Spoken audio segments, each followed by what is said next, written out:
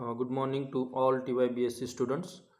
Today we will discuss more about the general characters of actinomycetes. You can see here the different morphological features or different form of bacteria. In the first pictures you can see the bacilli. bacilli. This is the bacterial uh, features. This is Vibrio bacteria. This is Spirilla, spiral shaped bacteria.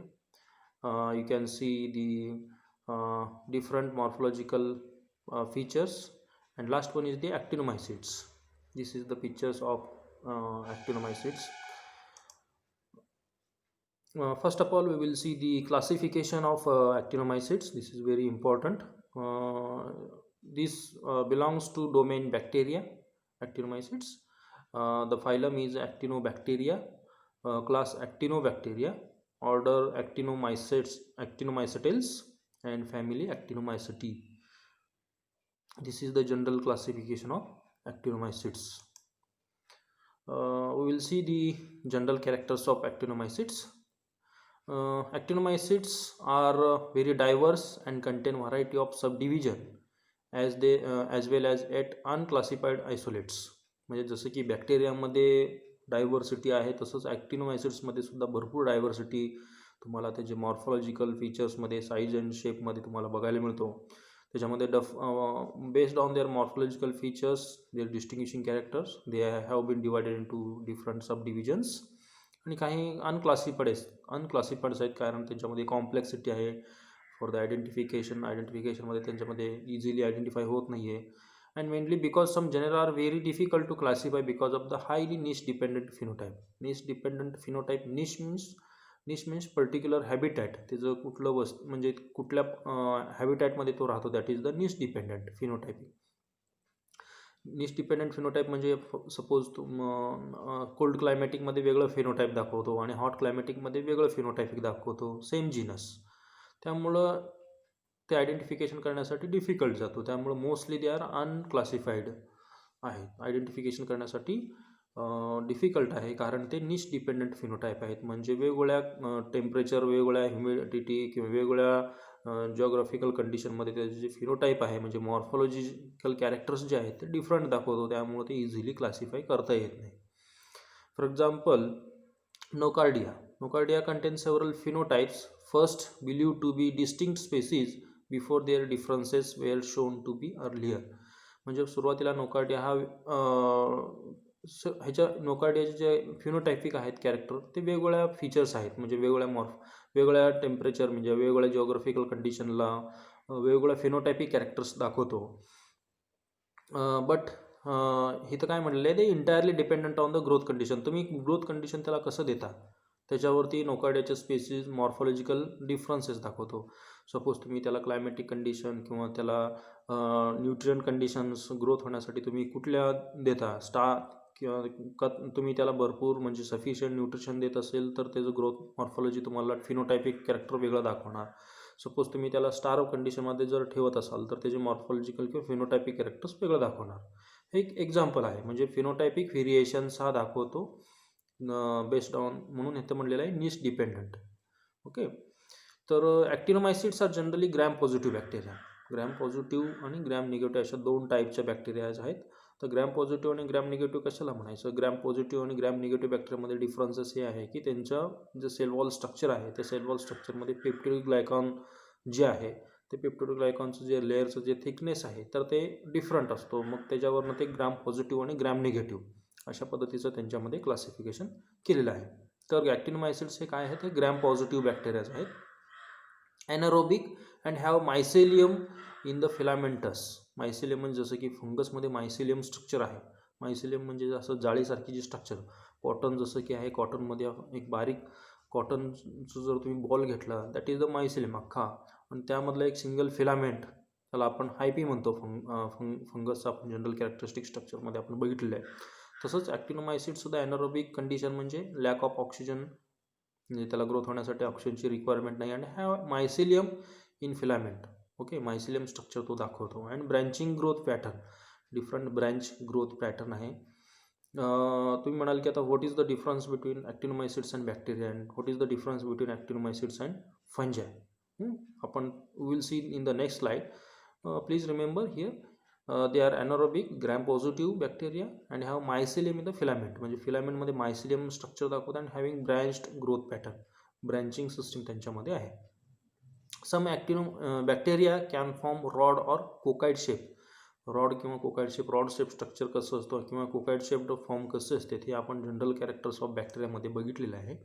Okay, while others can form spores or aerial hyphae. म्हणजे बाकीचे जे ॲक्टिनोमायसिड्स आहेत हे spore structures बनवतात आणि aerial hyphae म्हणजे हायपी म्हणजे मायसिलियमचा जे पार्ट आहे, single part of mycelium that is called as hyphae. म्हणजे काही ॲक्टिनोमायसिड्स एरियल हायपी स्ट्रक्चर बनवतात, काही some of the actinomycetes produces spores.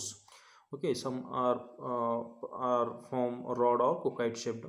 So different form मध्ये actinomycetes डिस्ट्रीब्युशन म्हणजे मॉर्फॉलॉजिकल पिक्युलरिटी आपल्याला नेचरमध्ये बघता येतो.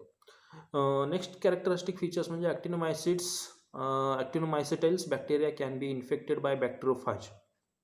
बॅक्टेरोफाज हे काय आहे? व्हायरसेस आहे. म्हणजे व्हायरससुद्धा ॲक्टिनोमायसिट्सला इन्फेक्शन करू शकतो. Okay, which are called as actinophage. म्हणजे ज्या वेळेला बॅक्टेरियोफाज म्हणजे हा व्हायरस आहे, बॅक्टेरियोफाज जेव्हा ॲक्टिनोमायसिट्सला इन्फेक्शन करतो, मग ते इन्फेक्टेड झालेलं व्हायरस आणि बॅक्टेरिया या दोघी कंडिशनला काय म्हणायचं? ॲक्टिनोफाज. जसं की आपण बॅक्टेरियोफाज जेव्हा बॅक्टेरियाला इन्फेक्शन करतो व्हायरसेस, ओके, त्याच पद्धतीनं ॲक्टिनोफाज असं म्हणायचं. म्हणजे ज्या ॲक्टिनोमायसिट्सला हा बॅक्टेरियोफाज इन्फेक्शन करतो. Actinomycetes can range from harmless bacteria to pathogen with resistance to antibiotic. म्हणजे ॲक्टिनोमायसिट्समुळं सुद्धा काही हार्मफुल डिसीजेस म्हणजे हार्मलेस सुद्धा बॅक्टेरियाज आहेत ॲक्टिनोमायसिट्समध्ये आणि काही हार्मफुलसुद्धा आहेत. म्हणजे त्यांच्यामुळं की ह्युमन बिईंगला डिफरंट टाईपच्या डिसीजेस होते. सम ऑफ द इम्पॉर्टंट जनरा म्हणजे जे कॉमनली आहेत ते म्हणजे ॲक्टिनोमायसिट्स, ते आहे नोकार्डिया ज्या जनरल स्पेसीज आहेत, त्यानंतरनं ॲक्टिनोमोडुरा, त्यानंतर स्ट्रेप्टोमायसिस, त्यानंतरनं thermophilic. Okay, these are the general important काही जेनर आहेत. ओके, जसं की बॅक्टेरिया म्हटलं की आपण ई कोलाय म्हणतो, जसं की these are the important some genera. Next आहे हॅबिटॅट. म्हणजे कुठलं हॅबिटॅट म्हणजे कुठलं काय कंडिशन पाहिजे त्याला ग्रोथ होण्यासाठी, that is the habitat structure. तर हॅबिटॅट ॲक्टिनोमायसिसला कुठलं लागतो? Predominantly they are soil bacteria. Okay, सगळ्यात महत्त्वाचं म्हणजे सॉईलमध्ये ते आढळणारा बॅक्टेरिया आहे. Good at degrading or recalcitrant compound such as chitin and cellulose. Okay, म्हणजे कायटिन आणि सेल्युलोज मटेरियल असणारं जे काही एखादं असेल, कायटिन म्हणजे फॉर एक्झाम्पल फंगस ज्या ठिकाणी ग्रोथ होते, किंवा सेल्युलोज का जास्त कशामध्ये असतो? एखादं वूड प्लांटचं जे dead and decaying organic matter असतो, त्या डेड अँड डिकेइंग मॅटरमध्ये प्लांट्स एखादं सडत असेल, म्हणजे लीफ झाडाचे पानं असतील किंवा झाडाचा बुंदा असेल किंवा एखादं झाड मोडून पडलं असेल जंगलामध्ये, तर ते डिकम्पोज होत असताना जे काही कंडिशन्स आहेत त्याच्यावरती फंगस ग्रोथ असेल, तर अशा कंडिशनमध्ये डिकम्पोजिंग होणारं जे काही ऑर्गॅनिक मॅटर आहे प्लांट्स की ज्याच्यामध्ये सेल्युलोज आहे, कायटिन आहे, तर त्या ठिकाणी ह्या ठिकाणी प्रिडॉमिनंटली ॲक्टिनोमायसिट्स तुम्हाला सापडतात. Often active at higher pH. Okay, म्हणजे हायर pH हा एक फेवरेबल कंडिशन आहे त्याला, मोर दॅन 7 pH. ओके, तर contrast to fungi which may dominant at lower pH. म्हणजे जर आपण फंजाईजबद्दल बोलायचं झालं तर फंजाय हे मोस्टली 6 किंवा 6.5च्या बिलो हा ग्रो करतो fungi. But when we talk about actinomycetes mostly 7पेक्षा जास्त pH असणाऱ्या कंडिशनमध्ये हा प्रिडॉमिनंटली जास्त ग्रोथ झालेला तुम्हाला बघायला मिळतो नॅचरल कंडिशनमध्ये. गिव्ह सॉईल दी अर्दी स्मेल. अर्दी स्मेल म्हणजे जेव्हा फर्स्ट रेनफॉल होतो जून जुलैमध्ये वगैरे, तेव्हा एक पाऊस पडल्यानंतर एक स्मेल येतो जमिनीमध्ये, इन्व्हायरमेंटमध्ये. तर ते स्मेल कशामुळे येतो? तर ॲक्टिनोमायसिट्समुळे येतो. ओके, ॲक्टिनोमायसिट्स जे बॅक्टेरियाज आहेत सॉईलमध्ये, ते सॉईल ॲक्टिनोमायसिट्समुळं हा अर्दी स्मेल, एक सुगंधी स्मेल येतो, ते बिकॉज ऑफ दी ॲक्टिनोमायसिट्स. हे सगळ्यात महत्त्वाचं character. Almost all species are commensals of the oral cavity or tonsils. Okay, म्हणजे कॉमन ज्या स्पेसीज आहेत ते कोव्हिटी किंवा टॉन्सिल्समध्ये जास्त ठिकाणी तुम्हाला त्याची हॅबिटॅट आहे. म्हणजे जे ह्युमन बिईंग्ज आहेत तर त्यांच्या टॉन्सिल्समध्ये किंवा कॅव्हिटीमध्ये, ओरल कॅव्हिटी स्पेलिंग मिस्टेक झाल्या या ठिकाणी. ओरल कॅव्हिटी, तर त्या ठिकाणी म्हणजे आपल्या बॉडीमध्ये ॲक्टिनोमायसिड्स आहेत but they are harmless. Okay, oral cavity किंवा टॉन्सिल्समध्ये जास्त करून तुम्हाला ॲक्टिनोमायसिड्स सापडतो. Some of the form the normal flora of mouth and female genital tract. म्हणजे आपल्या तोंडामध्ये सुद्धा, माउथमध्ये सुद्धा नंबर ऑफ बॅक्टेरियाज, ॲक्टिनोमायसिड्स आहेत, ते आपल्याला दिसत नाही. पण तुम्ही त्याचं सॅम्पल, तोंडातलं सॅम्पल घेऊन तुम्ही मायक्रोस्कोप खाली त्याला ग्रॅम स्टेनिंग करून जर बघितलं की तुम्हाला त्याचं बॅक्टेरिया, कुठले बॅक्टेरिया जनरली माउथमध्ये असतो हे you can observe easily under microscope. 100x lens आपल्याला वापरावं लागेल. त्यानंतर फिमेल जेनिटल ट्रॅक्टमध्ये सुद्धा डिफरंट टाईपचे ॲक्टिनोमायसिड्स आणि त्यामुळे होणारे जे काही फिमेल जेनिटल ट्रॅक्टला डिफरंट टाईपच्या डिसीजेससुद्धा आहेत की जे ॲक्टिनोमायसिड्समुळे होते. तर हे आपण बघितलं जनरल हॅबिटॅट, म्हणजे त्याचं कुठं जास्त करून ते आढळते, that is the habitat structure. Next आहेत मॉर्फॉलॉजी. मॉर्फॉलॉजीमध्ये पहिला आहे डायव्हर्स ग्रुप. आपण फर्स्ट स्लाईडमध्ये बघितलं की हे जे डिफरंट मॉर्फॉलॉजी, डायव्हर्सिटी भरपूर आहे. जसं की प्लांटमध्ये डायव्हर्सिटी आपल्याला बघायला मिळतो, फंजामध्ये डिफरंट फंगसचे स्पेसीज आहेत. जसं ॲक्टिनोमायसिड्ससुद्धा डिफरंट ॲक्टिनोमायसिड्सच्या स्पेसीज आहेत, जसं डायव्हर्स ग्रुप आहे. त्यानंतर ग्रॅम पॉझिटिव्ह आपण फर्स्ट स्लाईडमध्ये बघितलं, ग्रॅम पॉझिटिव्ह आहे. हा ग्रॅम पॉझिटिव्ह बॅक्टेरिया आहे ॲक्टिनोमायसिड्स. त्यानंतर टिपिकल म्हणजे नॉन मोटाईल आहे, त्या मोटाईल नाही आहे, त्याला कुठल्याही प्रकारचं फ्लॅजेला किंवा पिलाय स्ट्रक्चर वगैरे नाही आहे सेल वॉलवरती, त्यामुळे दे are non motile structure. Non sporing.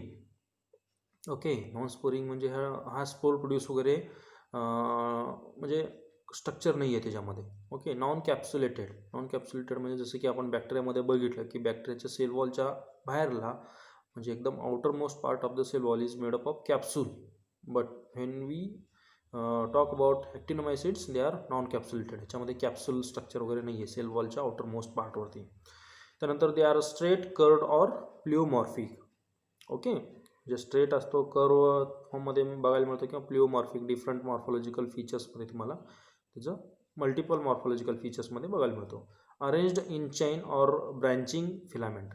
तुम्हाला ते चैनमध्ये बघायला मिळतो किंवा ब्रँच्ड फिलामेंटमध्ये सुद्धा त्याचं मॉर्फॉलॉजिकल फीचर्स हे बघायला मिळतो ॲक्टिनोमायसिड्समध्ये. Related to mycobacteria and corynebacteria. Okay, mostly हा मायकोबॅक्टेरिया किंवा कॉर्निबॅक्टेरियासारखं रिलेटेड आहे. मायसेलियम. ह्याच्यामध्ये जर मायसेलियमचं जर स्ट्रक्चर आपण बघितलं मॉर्फॉलॉजीमध्ये, तर tangled mass of hyphae found in the nature. जसं की फंगसचं मायसेलियम स्ट्रक्चर असतो कॉटन बॉलसारखा. ओके, तसंच ह्याचंसुद्धा टँगल्ड मास ऑफ हायपी. हायपी म्हणजे काय, हा मायसेलियमचा पार्ट आहे की ज्याला हायपी म्हणतो आपण. तसंच ह्याच्यामध्ये ॲक्टिनोमायसिड्समध्ये सुद्धा तुम्हाला टँगल्ड मास ऑफ हायपी स्ट्रक्चर ह्याच्यामध्ये बघायला मिळतो नेचरमध्ये. ओके, हा मॉर्फॉलॉजिकल फीचर्स झाले. Next character is the unicellular like bacteria. हे ॲक्टिनोमायसिड्स जे आहेत हे युनिसेल्युलर आहेत बॅक्टेरियासारखे, बट प्रोड्यूस मायसेलियम. सगळ्यात महत्त्वाचं फीचर्स डिस्टिंग्विशिंग आपण बघणार आहोत. बॅक्टेरिया आणि ॲक्टिनोमायसिड्समध्ये काय फरक आहे आणि फंगस आणि ॲक्टिनोमायसिड्समध्ये काय फरक आहे ते. बट प्लीज रिमेंबर हिअर की युनिसेल्युलर लाईक बॅक्टेरिया, ते युनिसेल्युलर आहेत बॅक्टेरियासारखं, but they produce mycelium structure. Okay, which is non septate. सगळ्यात महत्त्वाचं, मायसेलियम स्ट्रक्चर प्रोड्यूस करतो but they are non septate. Okay, non septate म्हणजे काय, सेप्टा म्हणजे वॉल, की ज्याच्यामध्ये वॉल नसतो, की त्यामुळं फंगसमध्ये बघा मायसेलियम स्ट्रक्चर आहे. काही मायसेलियम हे सेप्टेट आहेत, काही मायसेलियम हे नॉन सेप्टेट आहेत. तर ह्या ठिकाणी मायसेलियम प्रोड्यूस होतो ॲक्टिनोमायसिड्समध्ये, but they are non septate. हे डिस्टिंग्विशिंग कॅरेक्टरिस्टिक आहे. होय. And more slender. ओके, तर हे काय आहे, जनरल कॅरेक्टरिस्टिक फीचर्स आहे. नेक्स्ट फीचर्स आहे ते म्हणजे actinomycetes like bacteria they do not like distinct cell wall. Okay, ह्याच्यामध्ये डिस्टिंक्ट सेल वॉल असं ह्याच्यामध्ये नाही आहे. आपण जनरल ह्याच्यामध्ये मोर डिटेलमध्ये आपण बघूया. Don't content chitin on cellulose. ह्याच्यामध्ये सेल वॉलमध्ये काय आहे, कायटिन आणि सेल्युलोज असं काहीच मटेरियल नाही. जसं की फंगसच्या सेल वॉलमध्ये कायटिन असतो, त्यानंतर बॅक्टेरियामध्ये पेप्टोडोग्लायकॉन लेअर असतो, प्लांट सेल वॉलमध्ये सेल्युलोज असतो, किंवा फंगसमध्ये काहीमध्ये सेल्युलोज आहे. तर ह्याच्यामध्ये तसं काहीच नाही आहे सेल वॉल नसल्यामुळं. They produce hyphae and conidia और स्पोरेंजिया लाईक फंजाय. ओके, म्हणजे हा कोनिडिया हा स्पोर प्रोड्यूस करतो, स्पोरेंजिया वगैरे लाईक फंजायसारखं. Okay, and certain actinomycetes whose hyphae undergo segmentation resemble bacteria. Okay, म्हणजे हे ॲक्टिनोमायसिड्सचं त्याचं जे हायपी आहे त्याचं जर सेगमेंटेशन झालं म्हणजे तुकडे झाले, तर ते तुकड्या हा जे काही फ्रॅगमेंट आहे, छोटा पीस फ्रॅगमेंट झालं, ओके, तर ते कशासारखं दिसतो, बॅक्टेरियासारखा दिसतो, बोथ मॉर्फोलॉजिकली अँड फिजिओलॉजिकली. ओके, म्हणजे मायसिलिया ॲक्टिनोमायसिट्स जे हायपी आहे, हायपी हा मायसिलियाचा पार्ट आहे, तर त्याचं जर तुम्ही फ्रॅगमेंट केलं आणि ते फ्रॅगमेंट तुम्ही जर मायक्रोस्कोप खाली ऑब्झर्व केलं, they look very similar to bacteria. Okay, कशासारखं, मॉर्फोलॉजी आणि फिजिओलॉजी सेम दिसतो त्यांच्या बॅक्टेरिया आणि ॲक्टिनोमायसिट्सचं, जेव्हा त्याचं फ्रॅगमेंट होतो, ओके, सेगमेंट होतो. नेक्स्ट आहे सगळ्यात महत्त्वाचं फीचर्स या ठिकाणी लक्षात ठेवा, morphology resemble to fungi. Okay, morphologically म्हणजे वरून जर तुम्ही बघितलं तर फंगससारखं दिसतो, बट सेल्युलर स्ट्रक्चर जर तुम्ही बघितलं तर ते टिपिकली बॅक्टेरिया आहे, ॲक्टिनोमायसिट्स. ओके, तर हे सगळ्यात महत्त्वाचं लक्षात ठेवा. जेव्हा तुम्ही ॲक्टिनोमायसिट्स ऑब्झर्व करता तर ते मॉर्फोलॉजिकली तुम्हाला वरून दिसेल ते फंगस आहे म्हणून, बट ॲक्च्युअली जर त्याचं सेल स्ट्रक्चर बघितलं तुम्ही मायक्रोस्कोपच्या अंडर तर ते बॅक्टेरियासारखं दिसतो. ओके, हे सगळ्यात महत्त्वाचं आहे कॅरेक्टरिस्टिक फीचर्स आहे, हे लक्षात ठेवलं पाहिजे. नेक्स्ट इथं तुम्ही बघू शकता, हे मॉर्फोलॉजिकली बघा फंगससारखं दिसतो. ओके, बट जेव्हा तुम्ही ह्याला अंडर मायक्रोस्कोप खाली ऑब्झर्व कराल तर ते तुम्हाला बॅक्टेरियासारखा दिसतो. ओके, आता ह्या ठिकाणी बघा, ह्या ठिकाणी हे जे काही ॲक्टिनोमायसिट्स ज्या स्पोर्स आहेत, त्या स्पोर्स जर्मिनेशन झालं की अशा पद्धतीचं सुरुवातीला हा जर्म ट्यूब बनतो, जर्म ट्यूबचं मल्टिप्लाय होतो. ओके, आणि ह्या ठिकाणी अशा पद्धतीचं मायसिलियम स्ट्रक्चर वगैरे डेव्हलप होतो. ओके, त्यानंतर नेक्स्ट आहे आपण बघूया आता, what is the difference between fungi and actinomycetes. Okay, हे आपल्याला कळलं पाहिजे. ओके, फंजाय आणि ॲक्टिनोमायसिट्समध्ये काय डिफरन्सेस आहे ते. ओके, फर्स्ट बघू आपण, ॲक्टिनोमायसिट्स आर नॉन मोटाईल. मग लास्ट स्लाईडमध्ये आपण बघितलं की ॲक्टिनोमायसिट्स हे काय आहेत, हे नॉन मोटाईल आहेत. ओके,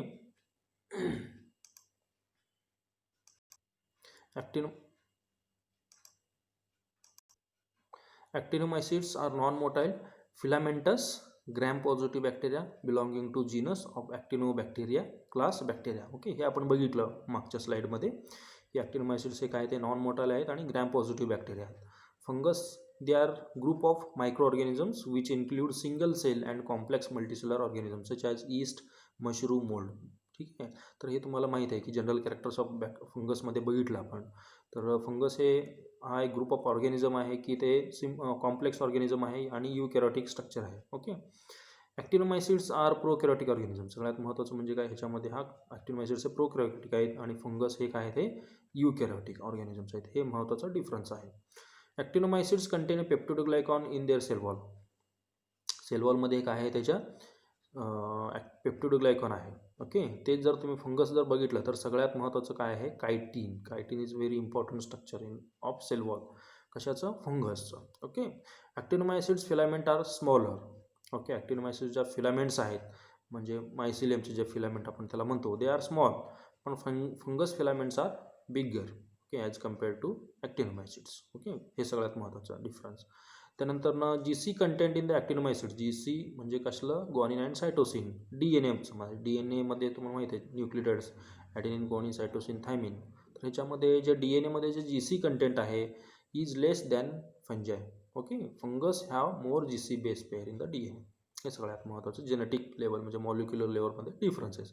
तर लक्षात ठेवा ह्या ठिकाणी जे डिफरन्सेस आहे सगळ्यात महत्त्वाचं, actinomycetes they are prokaryotic and fungus are eukaryotic organism. Okay, आणि सगळ्यात महत्त्वाचं ॲक्टिनोमायसिट्सच्या सेलवॉलमध्ये काय आहे, पेप्टिडोग्लायकॉन आहे आणि फंगसच्या फंगसचा सेलवॉल हा कशापासून बनलेला आहे, कायटीनपासून बनलेला आहे. सगळ्यात महत्त्वाचं डिस्टिंग्विशिंग फीचर्स हे आपल्याला सांगता आलं पाहिजे. ओके, नेक्स्ट आहे सिमिलॅरिटीज बिटवीन ॲक्टिनोमायसिट्स आणि फंजाय. म्हणजे ॲक्टिनोमायसिट्स आणि फंजायमध्ये काय सिमिलर आहे, आपण डिफरन्स बघितला. सिमिलॅरिटी काय आहे ॲक्टिनोमायसिट्स आणि फंजायमध्ये, फर्स्ट आहे ते म्हणजे ॲक्टिनोमायसिट्स आणि फंजाय आर फिलामेंटस. तुम्हाला दोन्हीमध्ये तुम्हाला ह्याच्यामध्ये काय फिलामेंटस म्हणजे मायसिलियम स्ट्रक्चर वगैरे बघायला मिळेल, that is the filamentous structures. दोन्हीमध्ये सिमिलॅरिटी आहे, बरोबर. Both produce a spore.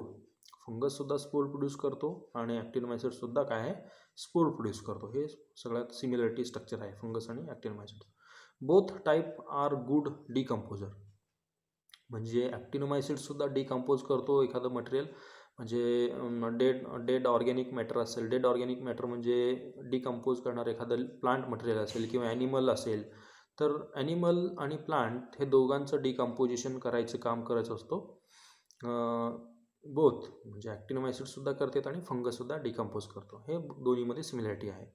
त्यानंतर नेक्स्ट डिफरन्स सिमिलॅरिटी म्हणजे both group include antibiotic producing species, म्हणजे ॲक्टिनोमायसिडसुद्धा अँटीबायोटिक प्रोड्यूस करतो आणि फंगससुद्धा अँटीबायोटिक प्रोड्यूस करतो. हे सगळ्यात महत्त्वाचं काय आहे त्याच्यामध्ये डिफरन्सेस आहे. ओके, नेक्स्ट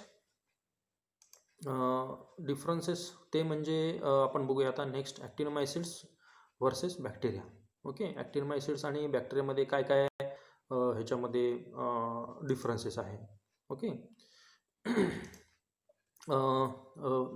फर्स्ट आपण बघूया ॲक्टिनोमायसिड्समध्ये फिलामेंटस बॅक्टेरिया आहे ॲक्टिनोमायसिड्स आपण बघितलं. ओके, बॅक्टेरिया कसं आहे, a large group of micro organisms with murein cell wall and no membrane bound organelles. सगळ्यात महत्त्वाचं आहे characteristic features. Belongs to the order actinomycetales. आणि हा काय आहे ॲक्टिनोमायसिटेल्स, हा बॅक्टेरियाचा आपण बघतो तो ते डोमेन सेपरेटच आहे हा. ओके, त्यानंतर ग्रॅम पॉझिटिव्ह ॲक्टिनोमायसिड्सचे ग्रॅम पॉझिटिव्ह आहेत फक्त, पण बॅक्टेरियाचं जर बघितलं आपण हे ग्रॅम पॉझिटिव्ह पण बॅक्टेरिया आहेत किंवा ग्रॅम निगेटिव्ह पण बॅक्टेरियाज आहेत. हे सगळ्या डिफरन्सेस आहेत. त्यानंतर फॅकल्टेटिव्ह ॲनारोब. फॅकल्टेटिव्ह ॲनारोब ह्याचा अर्थ काय, फॅकल्टेटिव्ह म्हणजे तुम्ही जर ह्याला मध्येच ऑक्सिजनिक कंडिशन दिलं तरी पण सर्वाईव्ह करू शकतो तो, त्याला म्हणायचं फॅकल्टेटिव्ह. ऑब्लिगेटरी आणि फॅकल्टेटिव्ह हे दोन टर्मिनॉलॉजी आहेत. ऑब्लिगेटरी म्हणजे कंपल्सरी, त्याला ऑब्लिगेटरी अनारोबिक जर म्हटलं असतं तर कंपल्सरी ह्याला अनारोबिक कंडिशन पाहिजे, म्हणजे ऑक्सिजन जर दिलं ते मरून जाईल, समजलं, तर दॅट इज फॅकल्टेटिव्ह अनारोब. ओके, म्हणजे ह्याला तुम्ही ऑक्सिजन जरी दिलं तरी सर्वाईव्ह करेल. फॅकल्टी म्हणजे दोन्ही कंडिशनला तो मॅचअप करून घेतो, ॲडजस्ट करून घेतो, म्हणून त्याला म्हणायचं फॅकल्टेटिव्ह. जर ऑब्लिगेटिव्ह म्हटलं असतं तर it require compulsorily anaerobic conditions. Okay, त्यामुळं हा फॅकल्टेटिव्ह अनारोबिक. बट हे बॅक्टेरिया कसं आहेत, काही बॅक्टेरिया ॲरोबिक आहेत, काही अनारोबिक्स आहेत. ओके, काही फॅकल्टेटिव्ह एरोब्स आहेत. ओके, त्यानंतर नेक्स्ट आहे ह्याचं जे शेप आहे that is the oval shape structure. Okay, actinomycetes are oval shape structure and bacterias are rod shaped, spherical shaped, cocci shaped. Okay, आपण जनरल कॅरेक्टरमध्ये बघितलं वेगवेगळ्या डिफरंट शेपच्या ज्या बॅक्टेरियाज आहेत ते. ओके,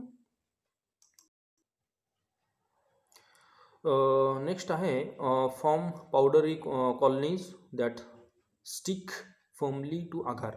म्हणजे तुम्ही आगार प्लेटवरती त्याला न्यूट्रिएंट मीडिया वगैरे दिलं, म्हणजे ग्रोथ होण्यासाठी जे काही न्यूट्रिएंट्स लागते ते दिलं तुम्ही, तर ते कसं बनतो त्याचं स्ट्रक्चर तुम्ही जर बघितलं पेट्री प्लेटवरती तर मॉर्फॉलॉजिकली ते पावडरी कॉलनीज, म्हणजे पावडरी कॉलनीज तुम्हाला दिसतील असे. ओके, डॉट डॉट पहिल्या स्लाईडमध्ये आपण बघितलं. ओके, आगार प्लेटवरती colonies R स्लायमी and distinct.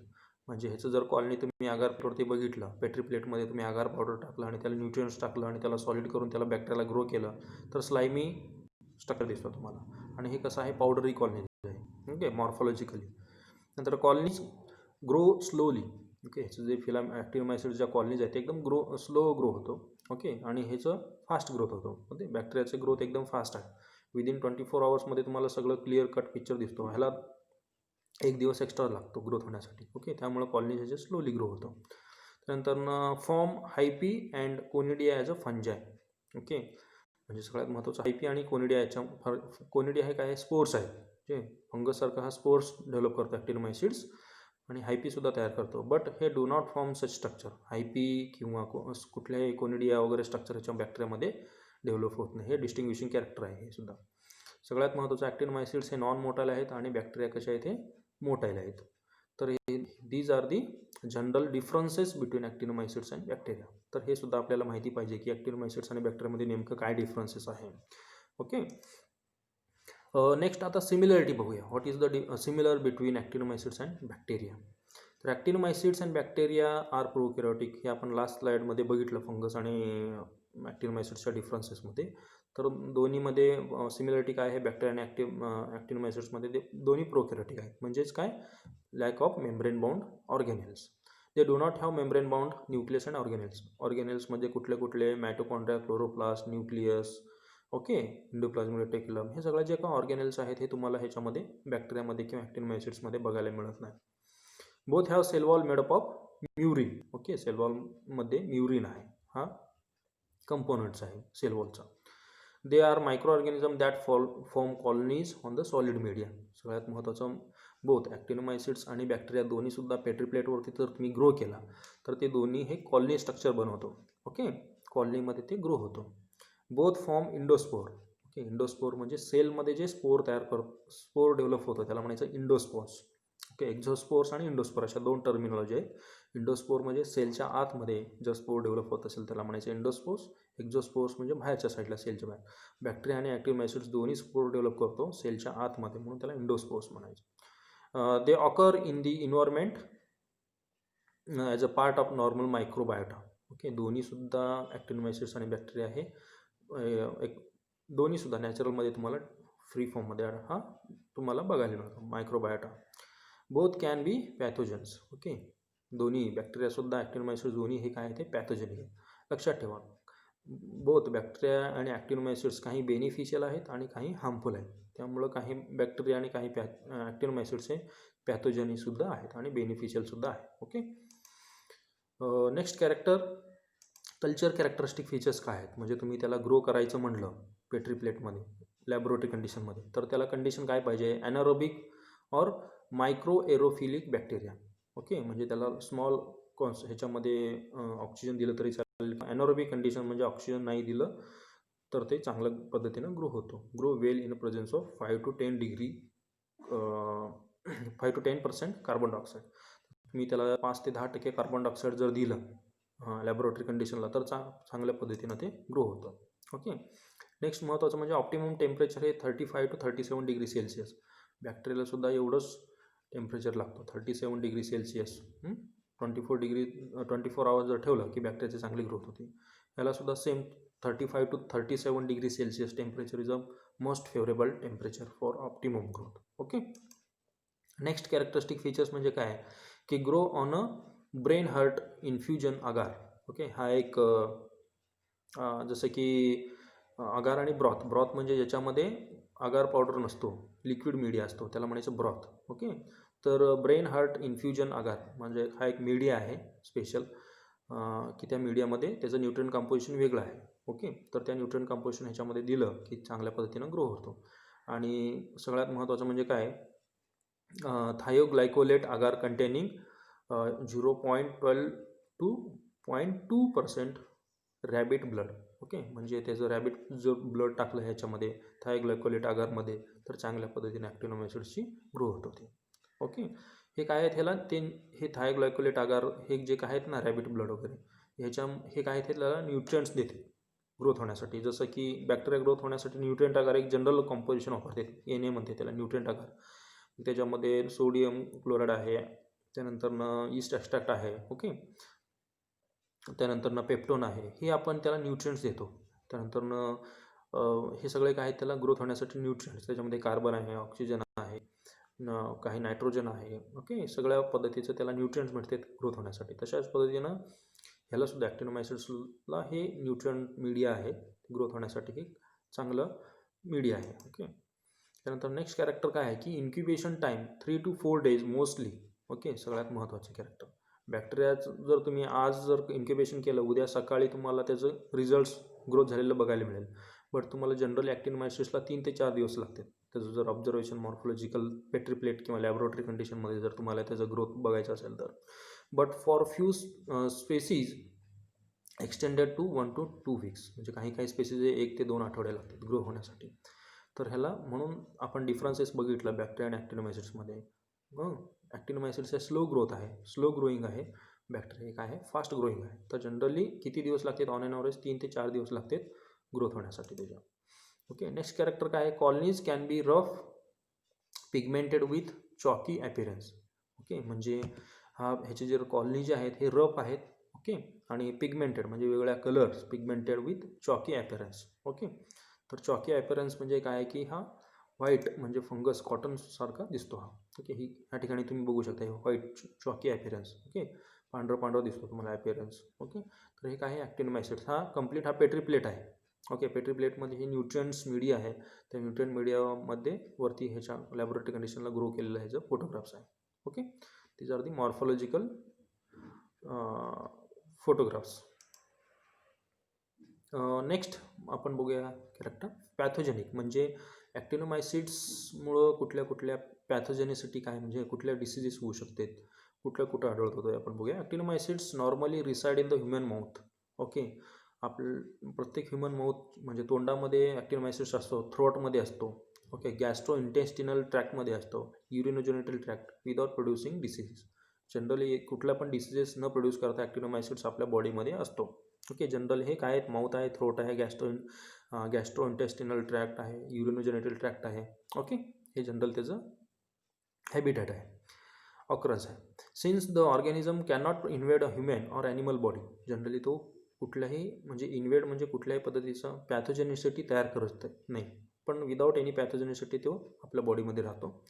They must be introduced by deep puncture wound, म्हणजे जेव्हा एखादा जखम वगैरे होतो, आतड्याला असेल किंवा तुमच्या थ्रोटला एखादा इन्फेक्शन झाला, ओके, माउथला इन्फेक्शन झालं, जखम झाली, तर त्या जखम झाल्यानंतरनं त्याला एक बॉडीमध्ये आतमध्ये पेनिट्रेशन करण्यासाठी त्याला चान्स मिळतो त्या जखमेतून.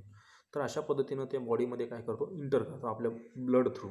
ओके, तर डेंटल एक्स्ट्रॅक्शन म्हणजे एखादं दाढ एखादं ठिकाणी ब्लड वगैरे येत असेल, त्या ठिकाणी जखम झालं, तर त्या जखमी झालेल्या पार्टमधून तो बॉडीमध्ये एंट्री करतो. ओके, जॉ ट्रॉमा असेल, aspiration of the dental debris, okay, surgery असेल झालेलं असेल एखाद्या बॉडी पार्टमध्ये वगैरे, तर त्या सर्जरी झालेल्या पार्टमधून त्या बॉडीमध्ये एंट्री करतो. ओके, म्हणजे अपेंडिक्स वगैरे काही काही होतं ते रिमूव्ह केलं, आणि रिमूव्ह केलेल्या पार्टला जर तिथं ॲक्टिनोमायसिट्स बसला की तिथून तो बॉडीमध्ये एंट्री करतो. Prolonged use of uterine devices. Okay, तर अशा पद्धतीनं बॉडीमध्ये ते एंट्री करतो. अदरवाईज तो बॉडीच्या बाहेर म्हणजे थ्रोटमध्ये असतो, माउथमध्ये असतो, पण ते इन्फेक्शियस नसतो. जेव्हा बॉडीला एखादा जखम होतो तर त्या जखमेतून आतमध्ये बॉडीमध्ये पेनिट्रेशन करतो, आणि तेव्हाच आपल्याला पॅथोजेनिक एखादा डिसीजेस होऊ शकतो, अदरवाईज नाही. तर actinomycetes require dead or devitalised tissue. ॲक्टिनोमायसिट्सला जनरली डेड टिश्यू किंवा डिव्हायटलाइज्ड टिश्यू लागते, त्याला फॅसिलिटेट देअर इन्व्हेजन. ओके, त्याच्या आतमध्ये बॉडीमध्ये आतमध्ये हल्ला करण्यासाठी म्हणजे आतमध्ये बॉडीमध्ये घुसण्यासाठी त्याला हा टिश्यू लागतो, डेड किंवा डिव्हायटलाइज्ड. डिव्हायटलाइज म्हणजे काय, एखादा जखम झालेला जे टिश्यू आहे त्याला म्हणजे devitalised tissue. Okay, proliferation into deeper tissue, आतमध्ये बॉडीमध्ये एंट्री करण्यासाठी. Establishment of human infections by actinomycetes always require the presence of companion bacteria. Okay. These companion bacteria help the initiation of infection by producing toxin or enzymes by inhibiting the host immunity. म्हणजे ॲक्टिनोमायसिट्स एकटाच हा infect करत नाही आहे, त्याच्यासोबत त्याला infection करण्यासाठी बॅक्टेरियाची मदत लागते. त्या बॅक्टेरिया काय करतो की आपल्या बॉडीमधून टॉक्झिन सिक्रेट करतो किंवा काही एन्झाईम सिक्रेट करते.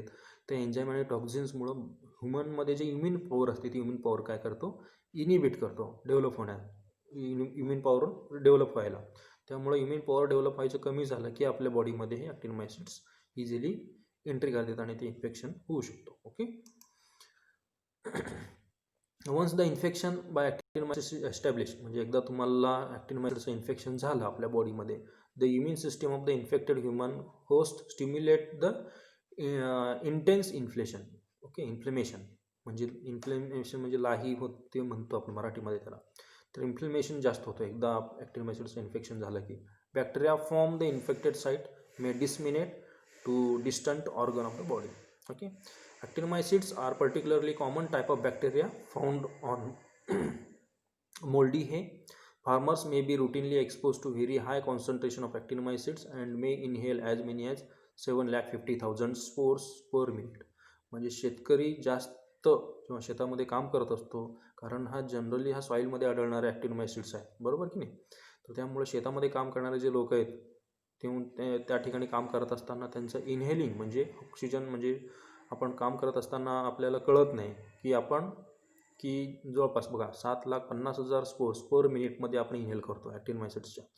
ओके, जास्त फार्मर एक्सपोज होतो ॲक्टिनोमायसिट्सला. Okay, frequent exposure to actinomycetes is the cause of farmer lung respiratory problem. म्हणजे जे काही शेतकरी आहेत त्यांना जास्त they are more susceptible. Okay, म्हणजे कारण तेच जास्त काम करतात शेतामध्ये, त्यामुळं त्यांना जास्त ॲक्टिनोमायसिट्सचं इन्फेक्शन होऊ शकतो. लंग्सचं प्रॉब्लेम, जर लंग्समध्ये काही इन्फेक्शन झालं, लंग्समध्ये जखम झाली आणि त्या जखमेतून जर ॲक्टिनोमायसिट्स बॉडीमध्ये घुसलं की ते लंग्स इन्फेक्शन होऊ शकतो ॲक्टिनोमायसिट्समुळं. तर तुम्ही ह्या ठिकाणी बघू शकता काही डिफरंट डिसीजेस आहेत. ओके, ॲब्सिसन्स वगैरे हे ॲक्टिनोमायसिट्समुळे होते. तर आज आपण बघितले general characters of actinomycetes. Today we will stop here. Okay.